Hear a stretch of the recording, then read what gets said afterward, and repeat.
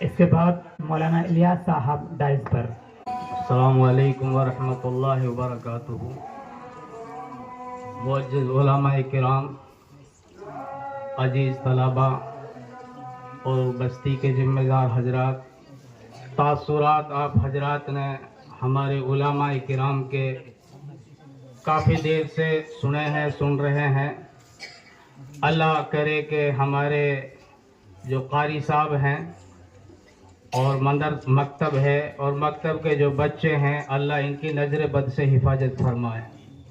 چونکہ نظر اچھی بھی لگتی ہے بری بھی لگتی ہے، تو یہ ہے کہ اللہ بری نظر سے حفاظت فرما لے اور اچھی نظر تو لگی رہے جو اکابرین کی ہمارے اس مدرس کے، اس استاذ کے اللہ نے لگا دی ہے۔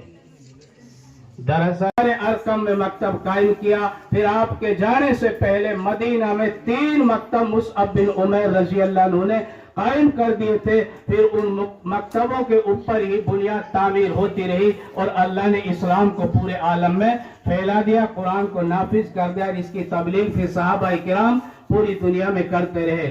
اس لیے میرے بھائیوں، ان مکاتب سے اہل مدارس بھی اور دوسرے مکاتب والے بھی جہاں کمزوری ہے سبق حاصل کریں۔ اللہ تعالی ہماری ہر بستی، ہر گاؤں کے اندر ایسے مکاتب قائم کرنے کی توفیق عطا